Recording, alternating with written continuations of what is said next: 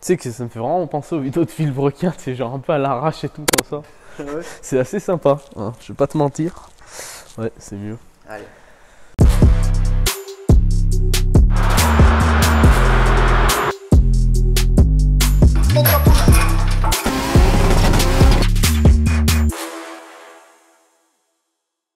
Eh bien salut à tous, alors aujourd'hui on est avec Thomas qui va nous présenter sa beauté. Sa beauté. Ouais. Bientôt fini, hein, normalement. Bientôt fini normalement. Oui, parce que du coup comme vous pouvez le voir c'est légèrement en travaux. Ça fait quoi, 6 mois que ça dure? En 6 mois j'ai roulé 100 km. Même pas. Donc c'est assez frustrant. Voilà. Hein. Ça va, t'es pas non plus à pied parce qu'il faut savoir que Thomas a quand même une bonne collection de bagnoles. Tu veux peut-être nous en dire Ouais, un petit peu bah on va dire celles qui sont intéressantes parce que les trois autres à côté on s'en bat un peu les couilles. Mais non, bah du coup j'ai la S13, j'ai une Honda Civic, une G4, soit PD16, boîte S20, j'ai une petite prépa dessus. Et la meilleure de toutes, à mon plus grand regret. Donc il y a un an de ça, normalement une vidéo devait sortir sur cette voiture. Chose qui n'a pas été faite, donc j'ai acheté une voiture sur Toulouse. Je n'ai pas eu le temps de rentrer sur Grenoble avec parce que j'ai déjà une casse moteur. Donc c'était une Nissan Skyline, une R33 GTST. Là on est plus sur une Civic ou une S13, là on est sur une R33 les gars, je sais pas si vous captez. Donc avec une prépa de bâtard, hein.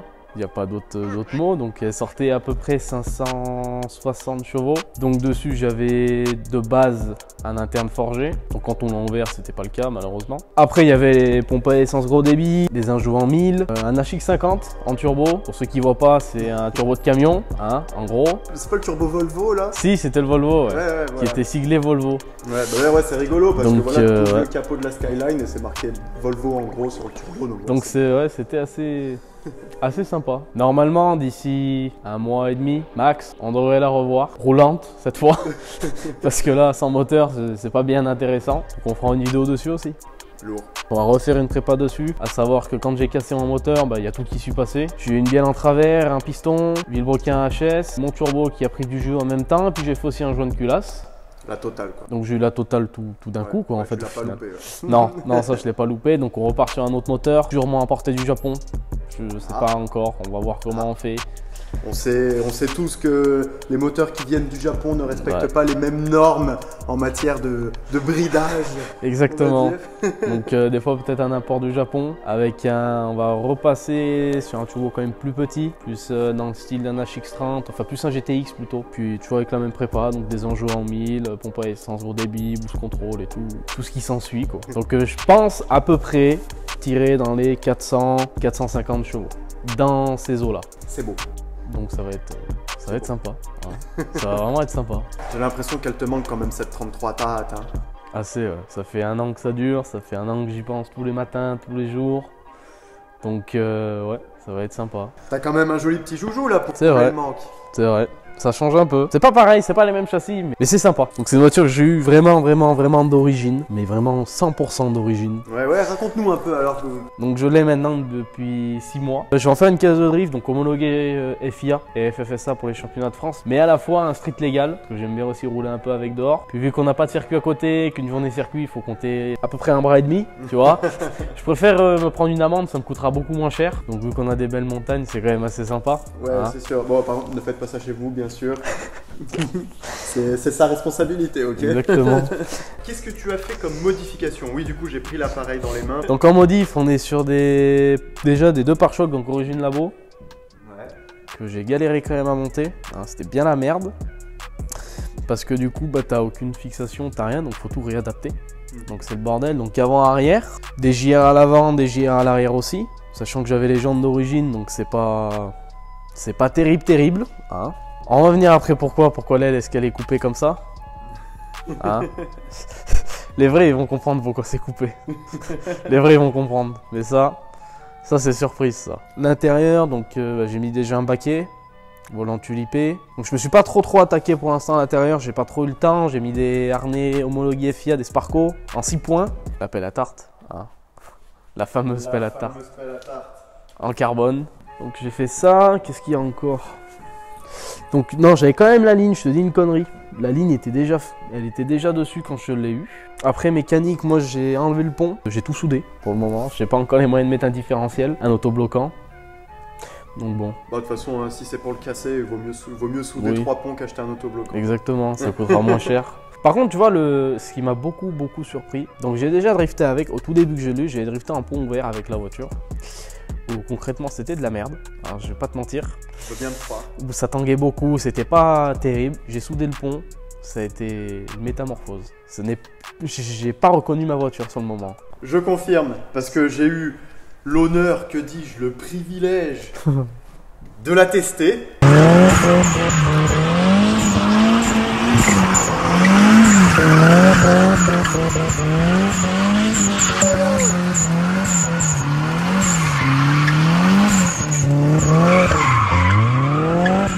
Comment te dire que ça m'a séduit. Je vais pas te mentir, tous les soirs je regarde les S13 sur le bon coin. Voilà, c'est dit, c'est fixé. Ouais, concernant les châssis, donc ce qu'on appelle châssis S, donc S13, S14, S15, ils ont cette réputation-là justement d'être dans les meilleurs châssis pour le drift, parce que c'est vrai qu'au final, moi, mon châssis n'est pas du tout préparé, hein. J'ai juste des ressorts courts, c'est tout ce que j'ai dessus, et c'est vrai que ça... Pour avoir commencé sur E36, qui avait un châssis un peu plus préparé, donc avec les cylindres en bloc renforcés, le train arrière avec les plaques de renfort soudées au châssis, des vrais combinés, tout ça, ça c'est mieux. Ça n'a rien à voir, ça a vraiment rien à voir. Après c'est bien quand même de commencer sur 36. Tu sais, une 36, après c'est mon avis perso, chacun a son avis, mais moi de mon avis à moi, de mon expérience, je préfère commencer sur une 36 dans le sens où c'est plus compact, c'est plus maniable, c'est moins bateau. Une S13 c'est quand même beaucoup plus imposant qu'une 36, une 36 c'est tout petit. Puis l'avantage beaucoup de 36 c'est quand tu casses les pièces tu les trouves. Là tu casses les pièces mon gars, tu raques un peu, hein, c'est pas la même. C'est quand même un projet qui me tient beaucoup à cœur parce que j'attends ça depuis plusieurs années maintenant. J'avais deux 36 préparés pour le drift que j'ai vendu pour cette caisse là. Donc je suis resté à peu près un an sans drifter. Ça a été une longue année, tu vois. Bah, comme je dis, bon, le drift c'est plus qu'une passion. Pour moi, je suis vraiment accro à ça, hein, concrètement. Donc après, niveau intérieur, donc ça va être vidé. C'est vrai que j'ai fait le pommeau de vitesse en carbone. Hein, c'est inutile, mais bon, ça fait stylé. C'est totalement inutile. Que niveau intérieur, ce qui va être fait, donc la caisse va être vidée. Elle a déjà commencé à être vidée, mais pas entièrement. Tout va être mis sur interrupteur, par mesure de sécurité. C'est mieux. Puis ça fait plus voiture de drift. Donc c'est inutile aussi un petit peu à mes yeux, mais... Bon, là, elle fait quand même bien voiture de drift. Ouais. Déjà. Ouais. Ah, le fameux frein à main hydraulique. Le fameux. Qui est là-bas. Ah, il est là-bas déjà. Bah oui. Bah c'est mon ancien de ma E36. Ah, le oui. frein à main, un vrai frein à main, pas un truc, voilà. Ouais. Je vais mettre les du Ritavia avec line lock. Donc pour ceux qui ne savent pas, le line lock, en gros, on va faire vraiment en gros, on va pas rentrer dans les détails parce que ça va durer 3 heures la vidéo. En gros, le line lock, c'est juste un petit robinet qu'on ferme et j'ai plus de frein à l'arrière. Ah oui. Donc c'est juste pour les burns, c'est juste pour faire du statique, ça sert à rien, hein, c'est juste pour faire des burns. Au moins tu niques pas tes plaquettes et tes disques. Donc pourquoi on a coupé les ailes, hein, c'est pour ça. Hein, là, je pense que vous avez compris. Est-ce que tu veux pas nous en poser un à blanc, juste comme ça pour voir? Je vous laisse deviner qui a pris un malin plaisir à découper les ailes. Valentin, hein. Valentin. Tu vas te reconnaître. Non, le vrai truc en fait de mes ailes, c'est que de base, donc j'ai coupé mon aile de l'autre côté et j'ai appelé Valentin. Je lui ai dit viens couper mon aile, je ne peux pas. Ça me fait trop mal au cœur de couper ma caisse, tu vois. Il est venu, il s'est bien amusé, puis bah on va bientôt refaire aussi l'avant du coup. À blanc, ouais, en gros ça va donner quelque chose comme ça. En gros. Violent, hein. Donc ça va être assez sympa. Donc décale, hein, à l'arrière. Pour faire ressortir. Ouais, des cales ou de la grosse jante. Ou de la grosse jante, je ne sais pas encore, on va voir. Mais ouais, ça va être assez sympa. Ça va être beau. Ça va être beau. Donc à l'avant les mêmes avec les écopes pour le pare-choc. Parce que ça va bien. Puis je trouve que ça va bien en contraste avec l'aileron, tu vois. Parce que j'aurais laissé les ailes d'origine avec l'aileron. Je trouve que ça aurait fait un gros truc à l'arrière et pas assez large sur les côtés, tu vois. Bah c'est vrai que là, ouais, l'aileron il dépasse carrément de la voiture. Mais... Qui dépasse quand même pas mal. Ouais. Niveau moteur, donc c'est un CA18 DET d'origine, 100% d'origine aussi. J'ai juste mis une dumb valve. Viens, on va la voir parce que... Ah bah oui. J'ai juste mis une dumb valve, c'est la seule chose que j'ai faite. Donc qui était neuve aussi, je l'ai eu dans l'emballage. Donc ouais, elle est sympa. Ah oui, puis je vois que les collecteurs ils sont bandés aussi. Ça c'est pas d'origine ça. Non, ça y était déjà. Il y a 2-3 trucs qui étaient faits si tu veux sur la voiture, mais c'était pas grand chose quoi, tu vois. C'était vraiment petit à côté de ce que j'ai commencé à faire. C'est quelque chose aussi qui me tenait à cœur dans le sens où je voulais vraiment, tu vois, avoir une voiture 100% d'origine et me dire je vais la faire moi. Ouais. Tu vois, parce que j'amène mes touches à moi, tu vois. C'est vraiment moi qui l'ai fait. Et Même le plaisir, tu vois, de te dire putain, c'est moi qui l'ai faite de A à Z. Même si on m'a donné des coups de main quand même, tu vois, parce que c'est quand même compliqué de faire une voiture tout seul. Mais le fait qu'on m'ait aidé, tout ça, c'est vrai que c'est quand même quelque chose de bien, et de l'avoir fait moi avec mes potes et tout, c'est... Ah, parce que c'est un accomplissement, quoi. C'est ça. Surtout que c'était une voiture que je rêvais depuis un moment. À chaque fois que je devais en acheter une, j'avais toujours un problème avec les sous. Donc soit j'avais une autre voiture qui tombait en panne, soit il y avait toujours une merde qui se passait. Donc ça a été assez compliqué pour l'avoir. Je me dis avec le temps, heureusement, parce que j'en ai vu d'autres, c'était un peu des épaves à côté, tu vois. Je me dis, moi je suis parti sur un truc d'origine, quelque chose de 5, quoi. C'est assez cool, je suis assez content. Ouais. Et en matière de jantes, qu'est-ce que t'as prévu? Bah la vérité, c'est que les jantes, j'aime beaucoup Japan Racing. C'est une marque que j'aime depuis longtemps. Juste un truc par contre, hein. Tous ceux qui disent Japan Racing c'est de la merde, allez vous faire enculer. Est-ce que tu veux leur dire? Oui, allez vous faire enculer. Voilà, Ah. parce que en soi, pour une caisse de drift, c'est des jantes, tu sais pertinemment que tu vas les plier un jour ou l'autre. Alors pourquoi t'irais dépenser 2500 $ dans 4 Volk TE37? Dis-moi s'il te plaît. Je vois pas trop l'intérêt. Merci.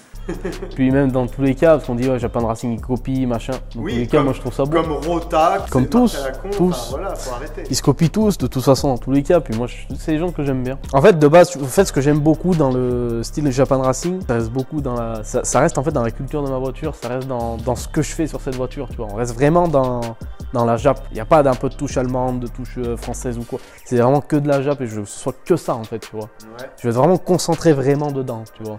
En fait, si tu veux, moi de base, la voiture va être blanche. On va revenir un peu sur la teinte de la voiture, tout ça. La voiture va être 100% blanche. De base, elle devait être en biton, donc en blanc et un bleu dino. Mais j'ai pas trop aimé la teinte en fait. C'est pour ça que mon pare-choc arrière est bleu, parce que de base, je l'avais pas en bleu pour voir le rendu de la teinte. Mais j'ai pas aimé. En fait, je trouvais que ça faisait trop bleu, en fait, trop EDF. Et moi, je cherchais plus dans le type. Je sais pas si tu vois les Lambo qui sont un Liberty Walk, qui sont un bleu un peu. Qui est très clair comme bleu. Ouais. Moi, c'était plus dans ce bleu-là que je quoi, cherchais. presque turquoise, Ouais, un peu. Pas turquoise, mais c'était un bleu très très clair qui se rapprochait beaucoup du blanc. D'accord. Et c'était une teinte que j'aime beaucoup encore aujourd'hui. Puis c'est quelque chose que je cherchais, mais j'ai pas trouvé.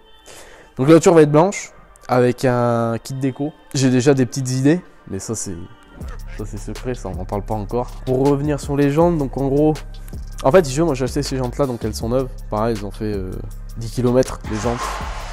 En soi ça me fait un peu chier quand même de les vendre, mais je me dis qu'en JR11 ça peut être sympa. Parce que l'idée c'était de foutre des JR11 aux 4 coins, c'est ça? Bah en fait si tu veux, c'est une idée qui m'est venue après. Ouais. Ça m'est pas venu tout de suite. Puis vu que manque de peau, puis vu que maintenant tu vois j'ai mes ailes, donc pour le Rocket Bunny c'est un faux. Hein, parce que je vais pas mettre 2000 balles dans un truc que je vais fracasser dans un mur. Je pensais pas que ça allait se faire si tôt en fait de base ce kit là. De base elle était montée en 15, je suis monté en 17 et je pense remonter en 18. Pour que ce soit un petit peu mieux avec le kit quoi, que ce soit un peu plus uniforme, je pense. Après c'est pas encore fait, je réfléchis à beaucoup de trucs en ce moment sur cette voiture là. Sur la R33 aussi c'est un peu le bordel, hein. Pour l'instant ça va passer en JR11. Pour ceux qui savent pas trop, les JR11 c'est celle-là. Donc moi personnellement je trouve que c'est des jantes qui vont à toutes les voitures. Mais sans exception, ces jantes elles passent partout et elles sont toujours aussi belles. Qu'est-ce que t'en dis? Bah rien à rajouter parce que t'as tout dit, hein, c'est la vérité. Après tu vois par contre, vu que la voiture va être en blanche au final, pour la teinte des jantes à l'arrière je vais rester en noir pour faire un côté un peu plus sobre, un peu plus agressif. Ouais. Qu'à l'avant tu vois je vais rester en rouge comme ça. Avec cette teinte là, parce que j'ai réussi à les retrouver sur Drift Shop. J'ai réussi à retrouver les GR11 avec la même teinte de jantes. C'est pour ça que j'aime. En fait, tu vois, c'est des jantes que j'aime beaucoup. En fait, j'aime beaucoup la teinte. Ouais. C'est quelque Rouge chose comme ça. rouge comme ça. Après, c'est les goûts, les couleurs, ça se discute pas, tu vois. Mais c'est une teinte que j'aime beaucoup. Ça plaît pas. Après, tu vois, c'est chacun ses délires. Hein. Mais moi, c'est quelque chose que j'aime beaucoup. Donc avec la déco, tout ça, non, ça va vraiment ressembler à une caisse. Là, pour l'instant, ça ressemble à rien. Hein. On va pas se mentir, ça ressemble vraiment à rien, ça me fait de la peine. Mais non, ouais, ça va vraiment ressembler à une caisse de drift. Ça va plus ressembler, tu vois, à une caisse de drift pure qu'à quelque chose de street légal. Tu vois, en fait, ça va pas du tout ressembler à un truc street légal, j'aurai juste 2 plaques. Terminé. Tu vois, 2 plaques, mon certificat d'assurance, ma carte grise, et puis ça ira bien, quoi. Je suis vraiment puriste de la Jap. Tu me parles de Supra, de Sky, de même Honda, tu vois, c'est vraiment des caisses que j'aime énormément, que si j'avais les moyens, je les aurais un peu toutes, hein, on va pas se mentir. Mais déjà, je suis déjà content de ce que j'ai, c'est déjà... c'est déjà très bien. C'est déjà très bien, hein, je vais pas me plaindre. Après, c'est quand même beaucoup de concessions, que ce soit financières comme personnelles à côté, que c'est beaucoup de sacrifices que j'ai fait aussi pour avoir tout ça, mais quand je vois ce que j'ai aujourd'hui, je me dis que ça valait quand même la peine, quoi, tu vois. Donc je suis assez fier de ça quand même dans ce sens-là. Bon, en tout cas, on voit que t'es tout ému de parler de ta voiture. Hein. Bah c'est surtout ma Skyline. Ma Sky c'est vraiment... C'est un rêve de gosse. Ah bah écoute, celle-là tu sais si... Moi je peux te la prendre, hein. Moi y a pas de souci. D'ailleurs, les clés sont dessus.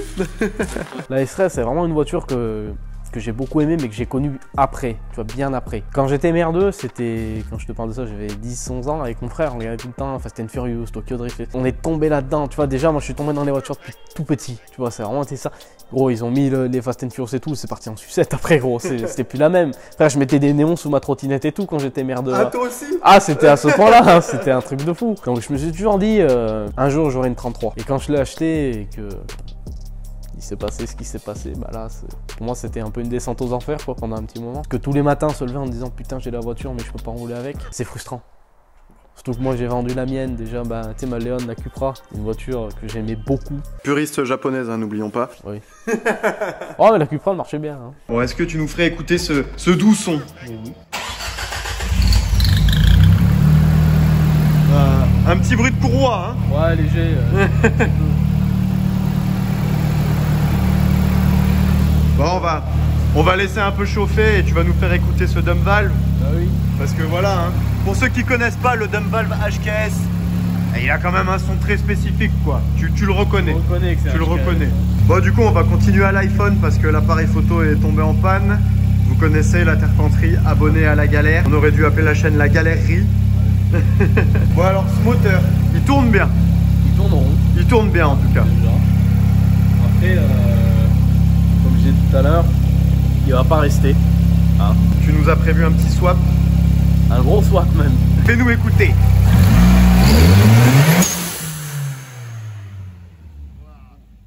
J'espère que ça n'a pas fait saturer le micro du téléphone. Que moi ça m'a éclaté les oreilles. Niveau moteur, donc ça va pas rester d'origine. Je sais pas encore exactement quoi. Donc j'hésite entre 3, 4 même. Soit le 2JZ mythique, le 1JZ en non VVTI, soit je passe carrément en V8, donc le 1UZ-FE de chez Toyota, que je passerai par la suite en turbo. Ou, mais je suis un peu moins, j'aime bien mais je suis moins chaud, un RB. Un RB 25 ou RB. Plus 25 parce que le 26, bon, c'est pas les mêmes prix. Puis le 26, tu l'as déjà? Non, là j'ai le 25 moi sur la ligne. Ah oui, c'est un 25 dans la C'est un 33. 25. Et le truc c'est que, étant donné que j'en ai déjà cassé un, ça ferait chier d'en casser un deuxième. C'est pour ça que je suis moins chaud, tu vois, de base j'étais chaud pour swapper tout en RB. Je le suis beaucoup moins maintenant. J'en ai marre de casser des moteurs. Moi en 2019, donc l'année où je l'ai cassé, j'avais dû faire à peu près 3 moteurs, 4 turbos, des embrayages, une boîte. Au top quoi. Ça a été compliqué cette année. Bon bah du coup on arrive à la fin de cette vidéo. Donc là on a re-rangé la belle, on l'a tassée au fond du garage. C'est tout ça, ouais. Avec tout ce qui va avec. En tout cas si cette vidéo vous a plu et que la quête vous intéresse, n'hésitez pas à mettre un petit pouce en l'air et à le dire en commentaire. Comme d'habitude, si vous n'êtes pas abonné à la chaîne, je vous invite à le faire de suite. Il y a un petit bouton s'abonner là. Tiens d'ailleurs regarde, tu vois, ça c'est le bouton s'abonner. Tu veux que je te le passe ou pas? Ouais, je te le passe. C'est bien grave. Non j'ai peur. D'ici là, portez-vous bien et nous on se retrouve très vite dans une prochaine vidéo. La bise.